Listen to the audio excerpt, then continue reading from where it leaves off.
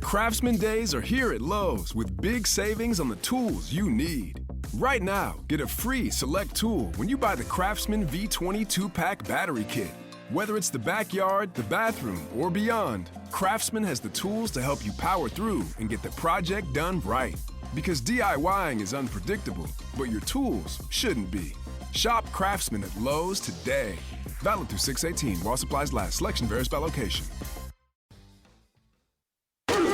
This is Live Bet Saturday on VSiN, the Sports Betting Network.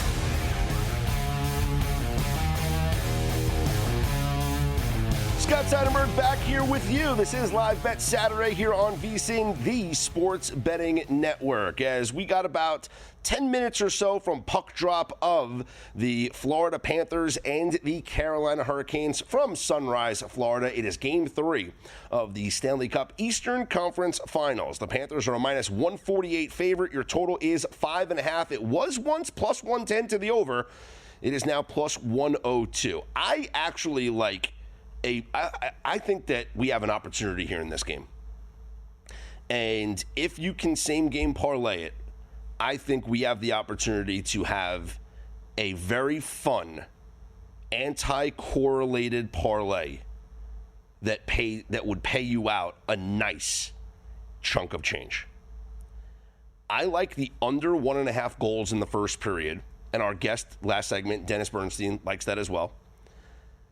And I also, even though I like the under 1.5 in the first period, I like the over 5.5 for the game. Hear me out. Famous last words, right? In the first period, Carolina is going to come out, and as much as we think it's an offensive effort from them to come out and get the first goal and to jump on the Panthers, I think it has to be a strong defensive effort early in the game. And it's going to be a really aggressive forecheck, I think. And I think that what they have to do is they have to not allow the Panthers clean possessions, clean exits through the zone. And that's something that they have not been able to do in this series. I saw a stat, and I'm going to try and pull this out here, and I believe Daily Faceoff had this stat. Florida has exited their zone with possession 80% of attempts in 5v5 situations. They have beat the Hurricanes' forecheck every single time. Clean zone exits with possession. That's something that you cannot have to have happen. They have to go out there and they have to be aggressive and not allow the Panthers those possessions. So I think that you're going to get a real focused defensive effort from the Carolina Hurricanes early on. Also, you want them to protect Pyotr Kochetkov in net, who's getting the start here. And in order to do that, maybe you're putting your body on the line. Maybe you are blocking more shots. Maybe you're just clogging the zone, bodying guys, whatever you got to do. It's a defensive effort here that we're going to see early on from the Carolina Hurricanes. And for Florida, it's house money that they're playing with here. They're up 2-0. They're at home. They're the better team. They've dominated all the stats in this game, in this series. And in fact, they've just dominated all the stats in the entire postseason. Like, they've been great. But they're also going to be without Sam Reinhart in this game, who's a key player for them. So without Sam Reinhart, I think the lines might take a little bit of time to gel together, because with a player being gone, like Sam Reinhart, you're going to have to adjust your lines. The top line was Barkov, Rodriguez, and Reinhart.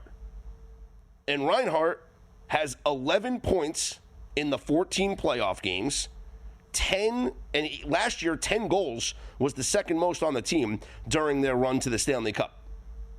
And so now you got to juggle your lines a little bit. What's that top line going to look like without Reinhart?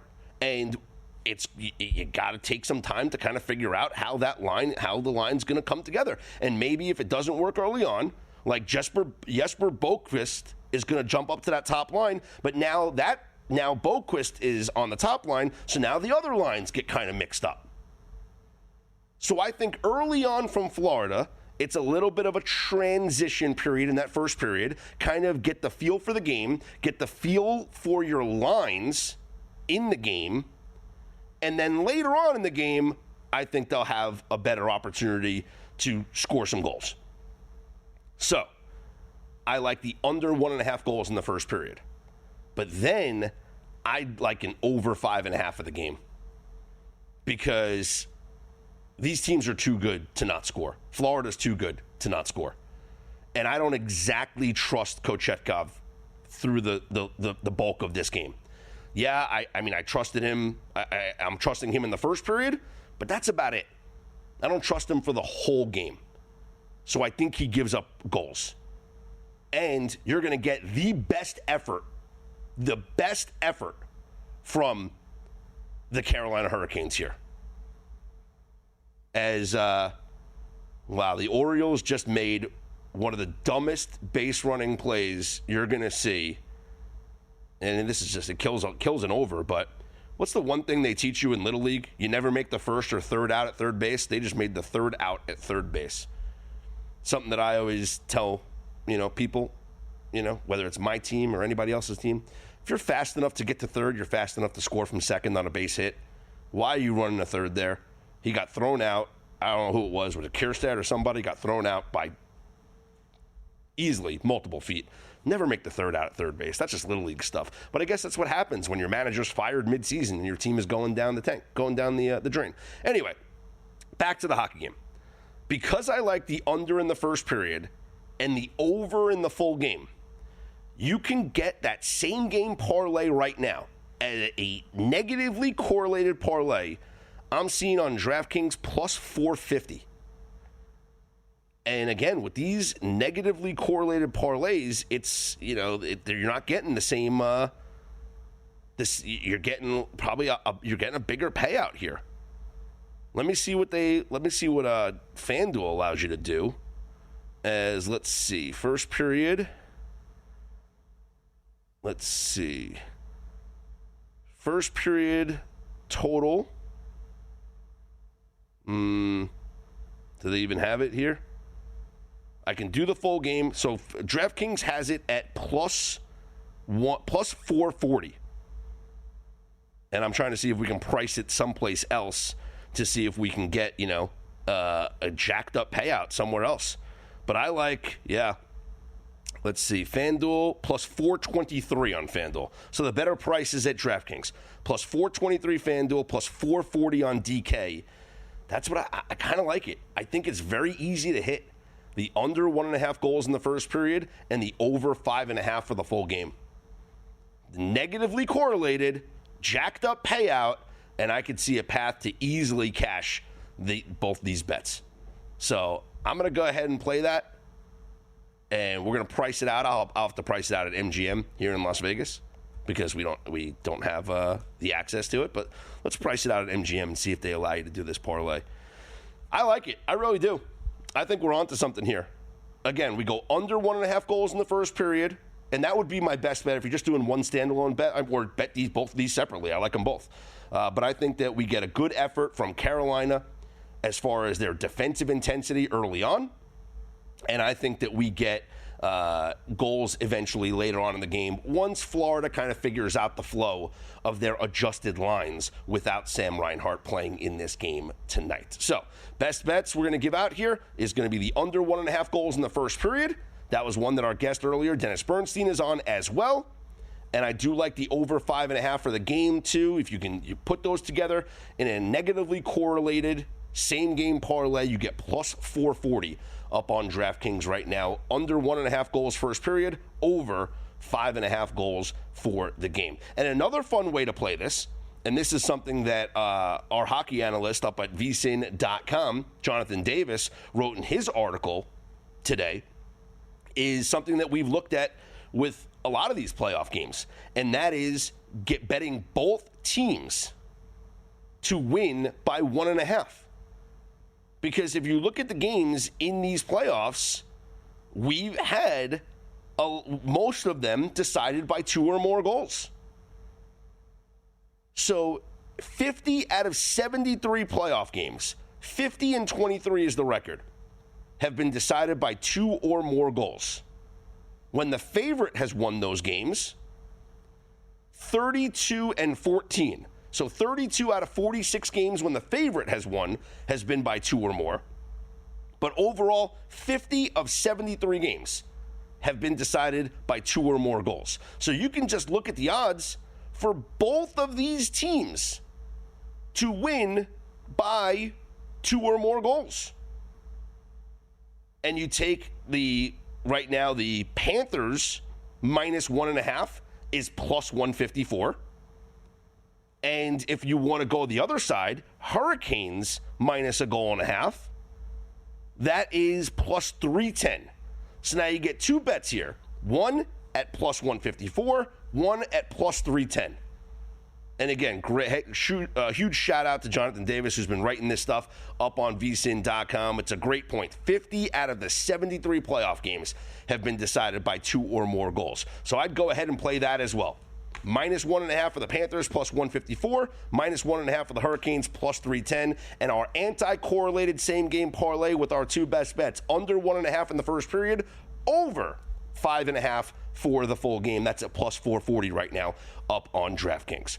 Don't forget, you can start your day off with an edge and a game plan. The VSiN Daily Morning Bets podcast is your first look at the day's betting lines, sharp action, and market movement. In just 15 minutes, you'll get everything you need to know to make smarter wagers and stay ahead of the line moves, all before your morning coffee's gone.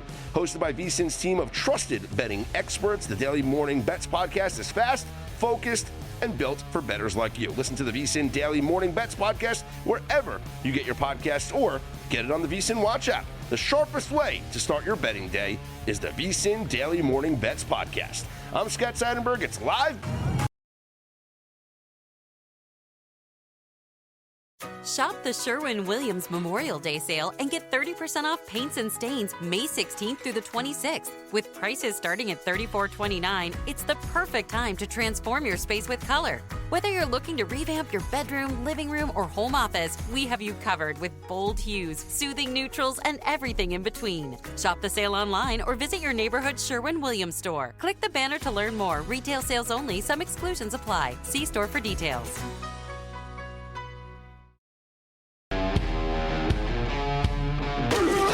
This is Live Bet Saturday on VSiN, the Sports Betting Network.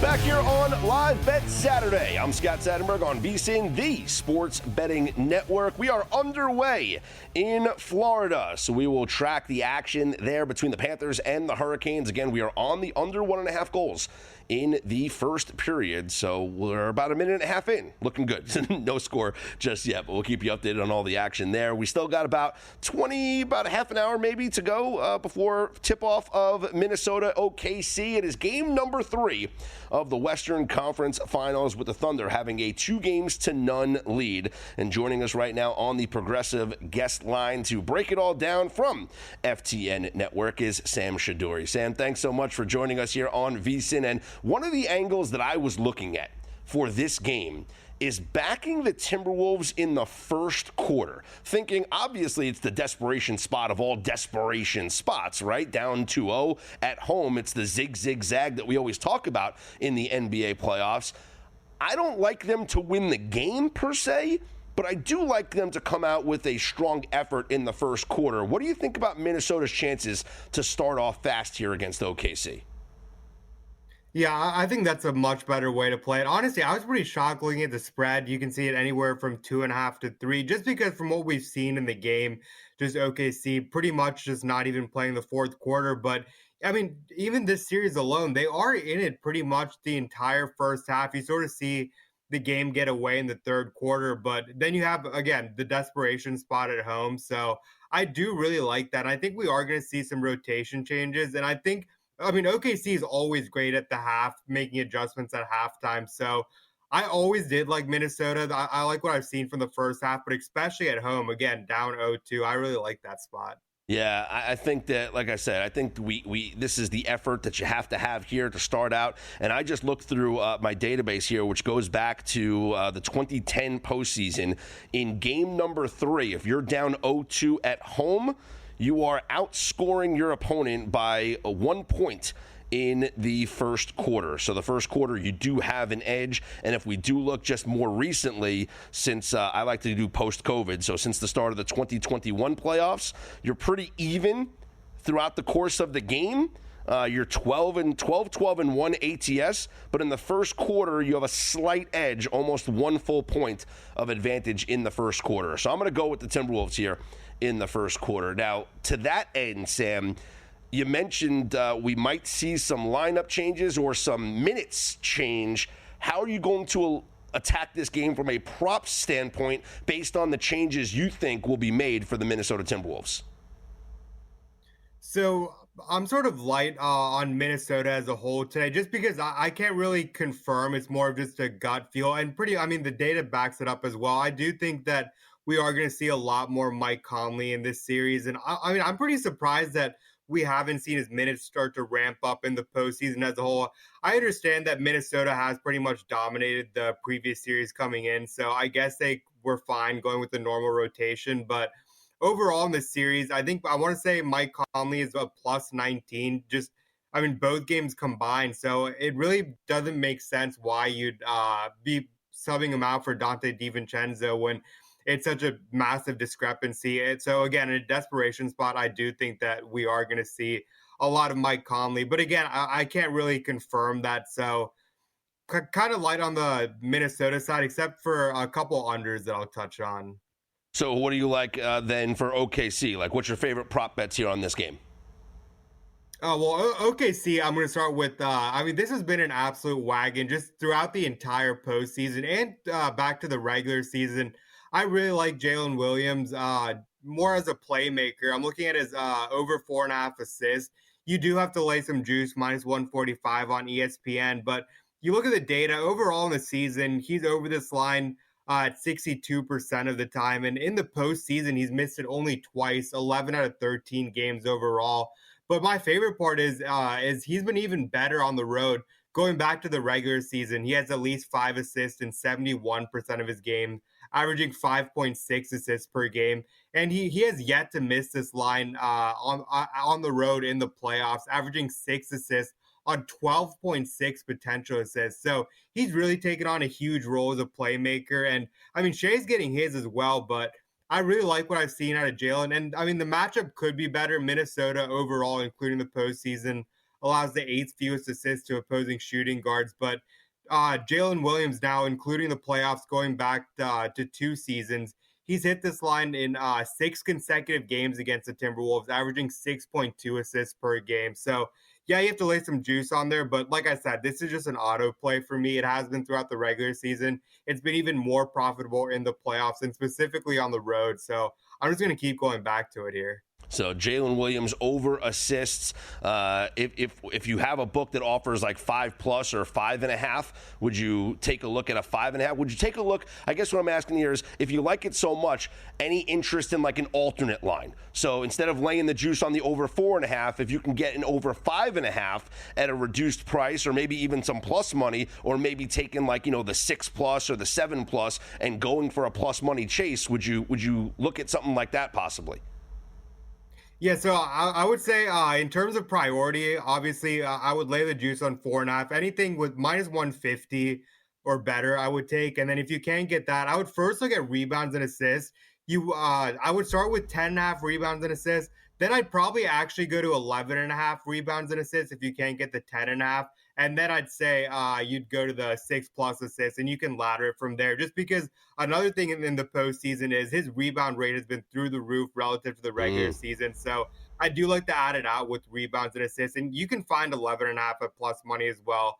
But I think at 5.5 plus money is completely fine as well. Would play it lighter, but yeah, I like that look. Again, like I said, he's averaging 6.2 assists per game against Minnesota, and you're still getting a plus money number there. So I do like that as well. Sam Shadori from FTN Network joining me, Scott Seidenburg. It's Live Bet Saturday here on VSiN. What other player props do you like here for the Thunder?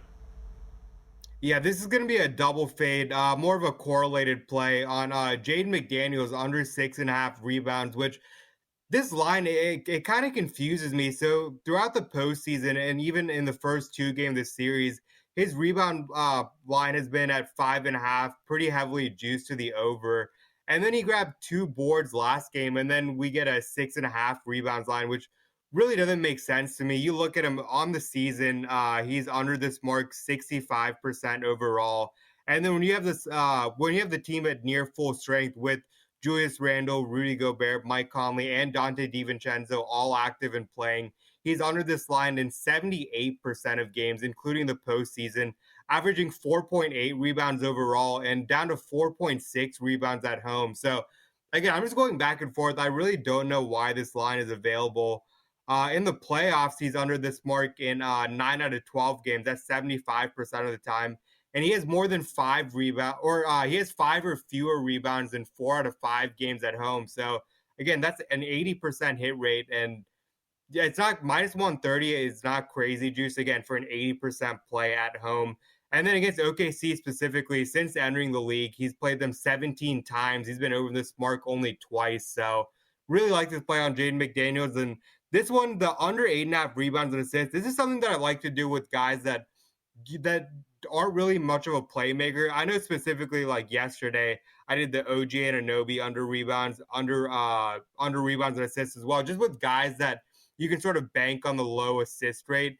You look at McDaniels on the season, he's averaging less than 2 assists per game, 1.9. So, he's averaging 1.6 assists per game. So it's more of an added out. He caps out at 2. He's lucky to get 2 most nights. So if I like the rebound, I like the correlated play. And I mean, it's a terrible matchup in terms of assist rate against power forward. OKC allows the 3rd fewest assists per game to opposing power forward. So I do like the correlated play here, and I do like playing both of them up to a full unit as well. We got about a minute or so left here, Sam. As far as Julius Randle is concerned, we know he got benched in the 4th quarter of game number 2. Playing at home now in game number 3, do you expect a bounce-back performance from Julius Randle, looking at his points of 18.5 or maybe over 1.5 3-pointers made, or do you want to fade Randle after that performance in game 2?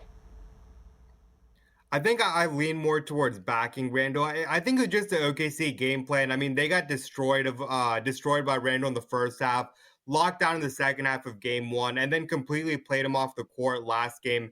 So I am sort of expecting sort of a squeaky wheel game for Randle. I think the 1.5 threes is a really good look. Obviously, he drilled 5 threes in game 1, which I'm not expecting, but I think if he does get the playing time, I think 1.5 threes is more than okay. You can also look at his 4.5 to 5.5, depending on your book, attempts. Certain books give you 3-point attempts. I know 365 and ESPN are available. So honestly, that's probably my favorite way to play it, is looking at the attempts. And his 4.5 assist prop, that's another one that's pretty juiced. Again, he played almost just a half last game and he cleared this. So I do like 4.5 assists as well for Randle. Great stuff, Sam. Appreciate the time and the insight. Good luck with your bets, my friend.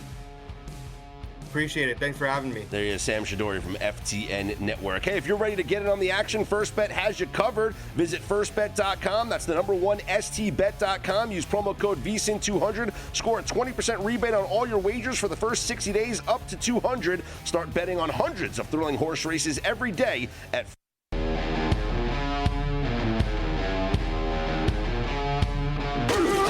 This is Live Bet Saturday on VSiN, the Sports Betting Network. Scott Seidenburg back here with you. It's Live Bet Saturday here on VSiN, the Sports Betting Network. We got 10 minutes before tip-off of the Timberwolves and the Thunder, and recapping the bets that our guest Sam Shadori gave out last segment from FTN Network. He likes the over assists for Jalen Williams, 4.5. It is heavily juiced, but there are books that are offering 5.5 at some plus money you can get there. Jaden McDaniels under 6.5 rebounds is another prop. And then 2 that I'm personally going to play in this game. I'm going to back Julius Randle. I think he got benched in the fourth quarter of game number 2. We always see, the guys have a little bounce back effort at home. This is the effort of all efforts I think we get tonight with the season on the line for the Minnesota Timberwolves. I like Julius Randle to bounce back. I like Randle over his points. Plus, we also know that, let's be honest, Anthony Edwards is not 100%. I don't think he's at 100% right now. And so I think that we maybe get a better effort from Julius Randle. I like over points, 18.5 points, and I like over the 1.5 3-pointers made. So right now, Julius Randle over 1.5 threes is at, looking at DraftKings right now, at minus 105. That's a bet I would make, and his over points at 18.5 is a bet that I would make as well. In fact, those are bets that I have made.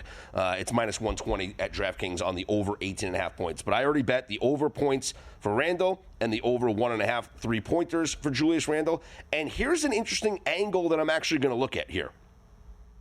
I already like the Timberwolves in the first quarter. That is a bet that I have made. Timberwolves pick 'em first quarter. So if it's a tie at the first quarter, we get ourselves the push. It's minus 110, first quarter. And the reason why I like the first quarter is because this is the ultimate zig-zag here, except you're not getting taxed on it like you would traditionally. Throughout the NBA playoffs, as it's become more prevalent and everyone's talking about it, you get taxed on these zigzag situations, and especially this one. The home team loses the first 2 games on the road.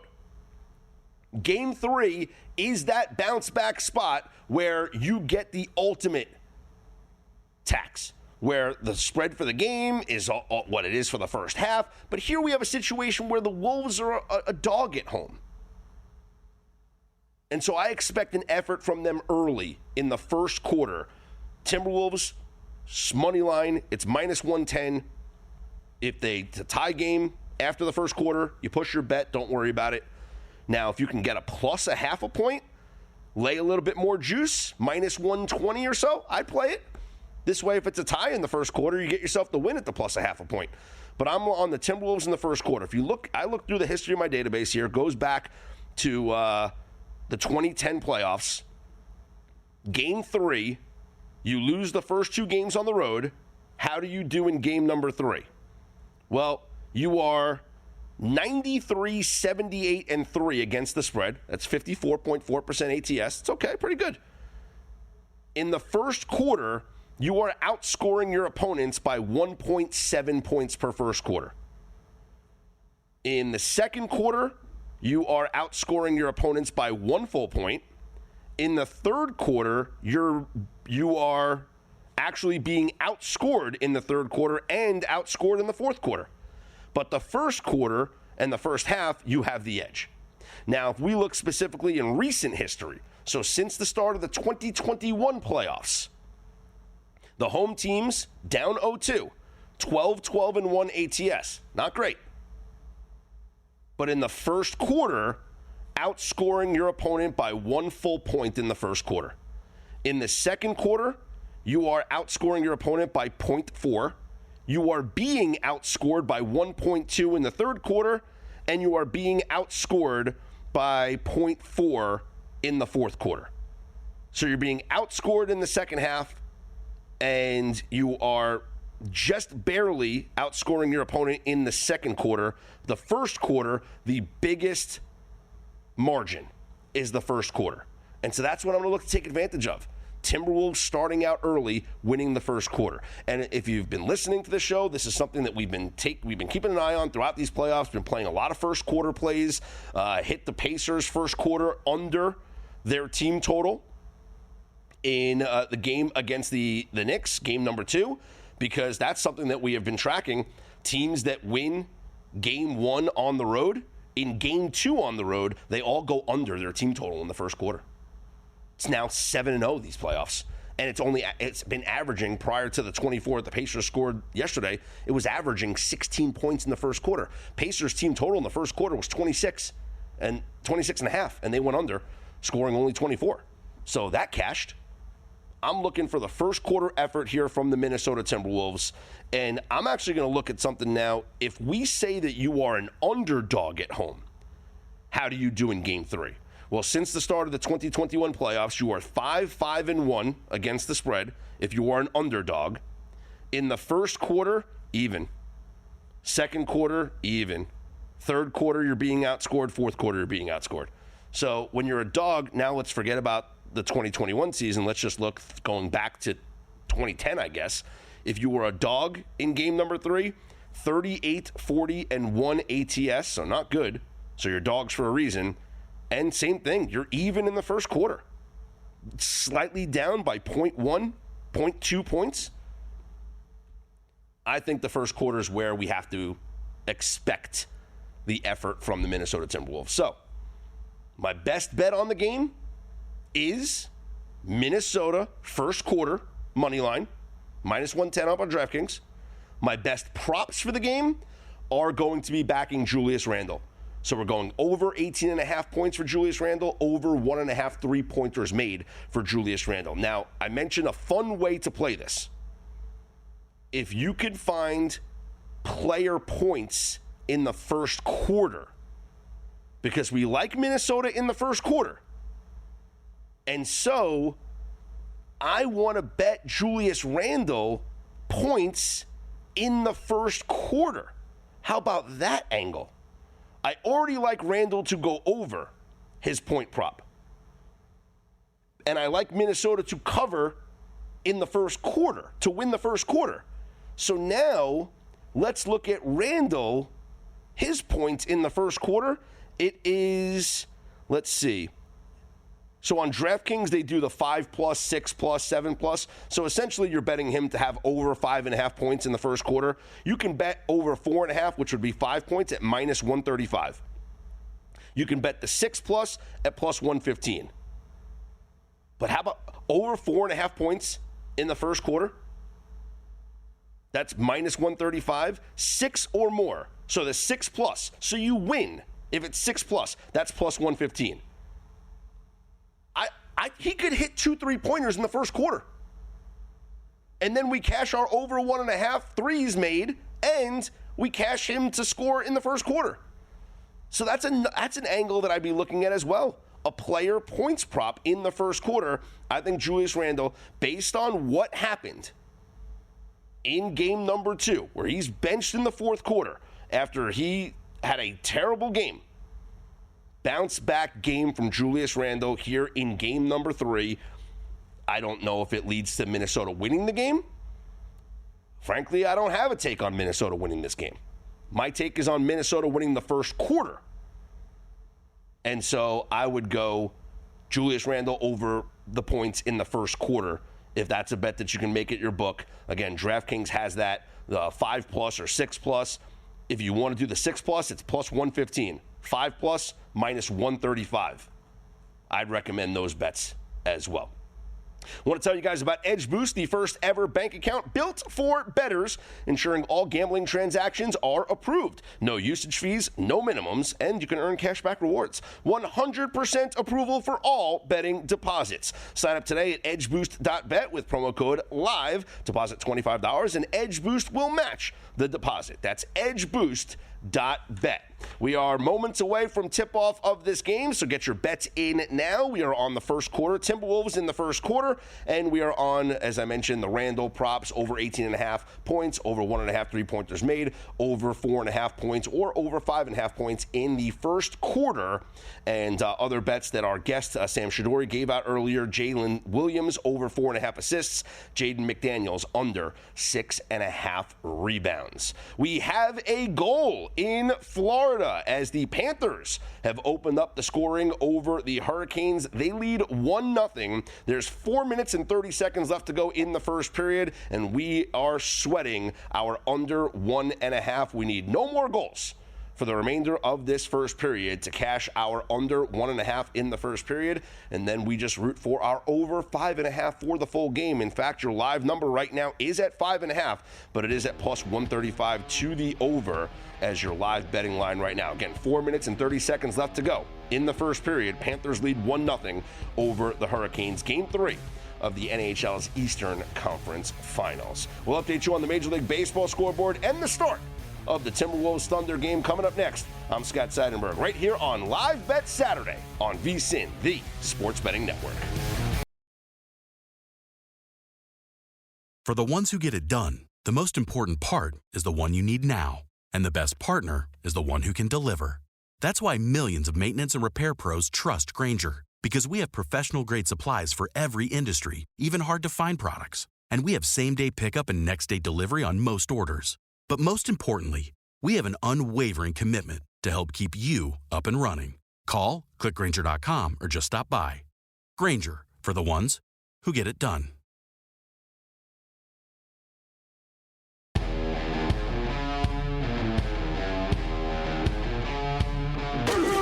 This is Live Bet Saturday on VSiN, the Sports Betting Network.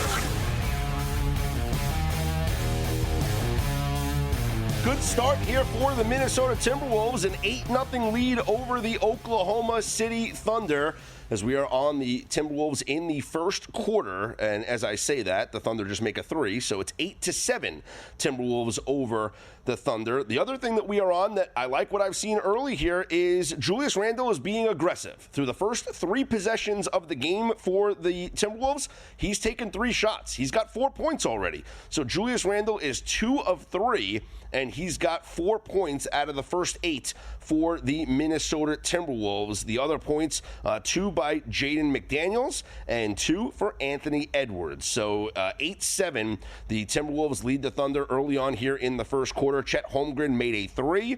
Other than that, Isaiah Hartenstein with 2 putbacks for the 4 points to lead the way. But through the first couple of minutes here, this is where we're at right now. It is an 8-7 Timberwolves lead over the Thunder. And for those of you who bet the bet with me, which was Julius Randle, forget about the points for the game. We got a long way to go for that. But how about just over 4.5 or over 5.5 in the first quarter? Well, he's already got 4 points. And so if he can, he missed a 3 before I saw that. But if he can score some more points here, one more basket, and we'll hit this first quarter bet on Randle to go over. So how about that angle here as we watch the way that the rest of this first quarter will play out? I believe that it's now a 13-7 lead. Anthony Edwards makes a 3-pointer. So keeping an eye on what's going on there. Meanwhile, on the ice, do we have a penalty? The refs are trying to figure out what's going on. We got 3 minutes left in the first period, and refs, it looks like there's going to be a review here, a penalty maybe called. Yeah, there is a penalty to the Panthers.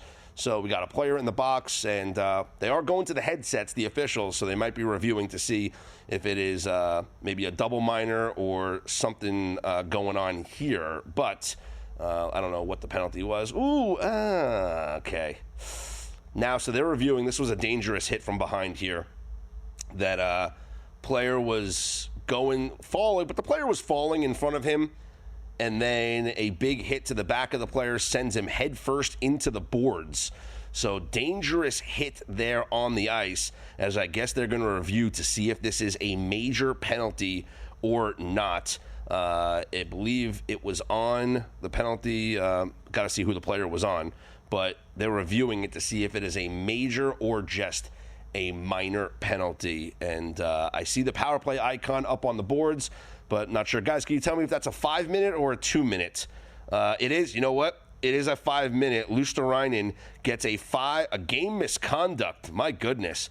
So Carolina will head to the 5-minute power play right now as Eetu Luosterainen gets a game misconduct for a dangerous hit here against Jackson Blake of the Hurricanes. And you know what? I guess this could be the officials' way of policing this game early on because of all the stuff that happened in the last game. I mentioned prior to this game when handicapping it that Sam Reinhart's not playing. Sebastian Aho with a big hit on Sam Reinhart. So Reinhart injured and not playing in this game. So the refs probably wanting to get ahead of things and not want any more retaliation or things like that. So Luosterainen gets the game misconduct, and the Hurricanes will be on this power play for the remainder of the period here. So we hope for a good penalty kill as we are about 2 minutes away from holding on to the under 1.5 in the first period. 2:32 remaining. Florida with a 1-0 lead over the Carolina Hurricanes, but Carolina on the power play for the remainder of this period and beyond as we await and see what's going on there. Updating you on the action in Major League Baseball as the Orioles with a 1-0 lead over the Red Sox, bottom of the 8th inning at Fenway Park. The Red Sox do have runners on first and second with nobody out. So a good opportunity for the Red Sox to tie the game, and now there is one out as, looks like a bunt or a foul bunt. Anyway, so one out with a runner on first and second. Red Sox looking to tie the game. As, swing and a miss on this total, huh? Both these pitchers, what a game that we saw from both of these pitchers. Lucas Giolito, who had been terrible this season, 7 shutout innings, 6 strikeouts, 2 walks, 6 hits allowed, but nothing comes back to bite him. He lowers his ERA to 5.27.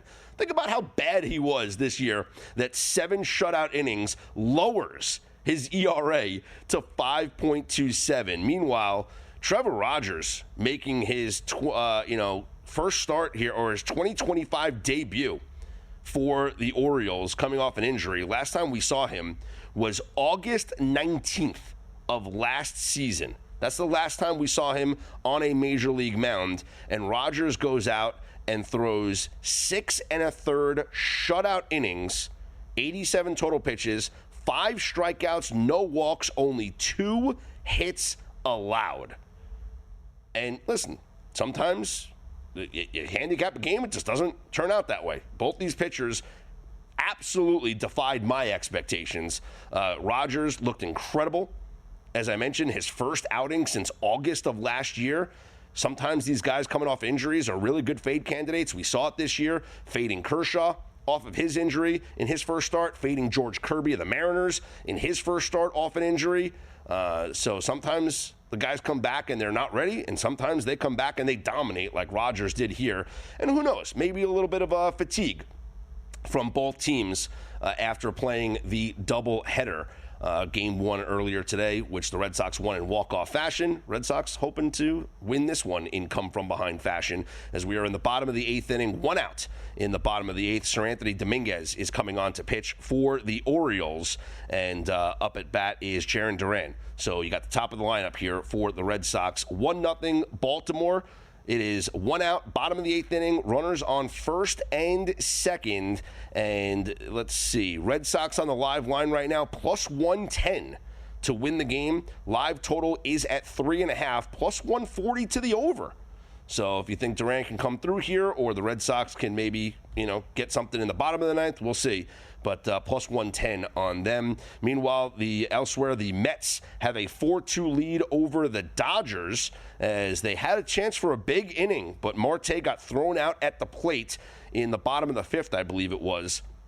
And so the Mets score 4 runs in that inning, but they could have scored more. Pete Alonso was on deck. There was the potential for, like I said, a really big inning there. But 4-2, Mets lead the Dodgers going to the bottom of the 6th at Citi Field. And top of the 6th inning in Detroit, Tigers with a 3-2 lead over the Guardians. Top of the 7th in Tampa, the Rays a 3-1 lead over the Blue Jays. All 3 runs for the Rays coming in the bottom of the 1st inning. So nothing since that 1st inning.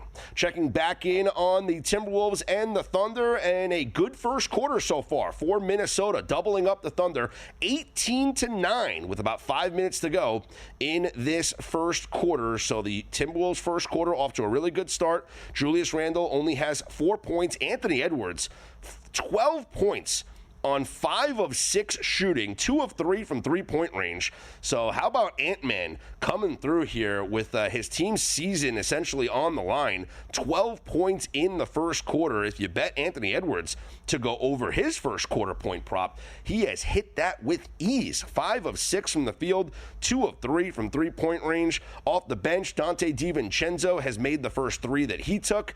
I bet his over 2.5 in the last game, and it lost because he only hit 2 threes. And I thought, based on the volume of shooting that he had in game number 1, I thought that he would shoot better in game number 2. It didn't happen. I probably should have bet it here in game 3. I didn't. I probably should have, though, because maybe the thought is that at home, a little bit more comfortable shooting at home, and he certainly will get the volume if he plays enough minutes. And so far, he has taken one shot, and he has drilled it. A corner three as the Timberwolves lead 21-19 with 5 minutes to go here in the first quarter. The first period has come to a close on the ice, and we have cashed our under 1.5 for the first period. So now we are looking at the over for the game. This is our anti-correlated same-game parlay that we are hoping to hit at plus 440 odds, doing the under 1.5 in the first period, which is already cashed, and now we look for the over 5.5 for the game. In fact, the live total for the game is at 4.5, minus 180 to the over. And keep in mind, Carolina will start the second period on a power play still. So I like Carolina to score, and I would go with the second period over. It's over right now, second period, minus 140 at the over 1.5 for the second period. That's a play we're going to make, guys. We're going to go over 1.5 goals here in this second period. When we come back, we will go over the analytical numbers in that first period to see who has dominated the pace of play so far through the first 20 minutes, with the Panthers leading 1-0. But Carolina will start on the power play. If you want to know where the real money is going, unlike other sources, our betting splits come straight from Circa and DraftKings, giving the insight into where the sharp action is landing. You can see the percentage of bets versus the percentage of handle on every game across every major sport, and you can get VSiN's exclusive betting splits for as little as $9.99 for your first month at vsin.com/subscribe. If your job at a healthcare facility includes disinfecting against viruses, you know prevention is the best medicine. And maintaining healthy spaces starts with a healthy cleaning routine. Grainger's world-class supply chain helps ensure you have the quality products you need when you need them. From disinfectants and cleaning supplies to personal protective equipment, so you can help deliver a clean bill of health. Call 1-800-GRAINGER, click Grainger.com, or just stop by. Grainger, for the ones who get it done.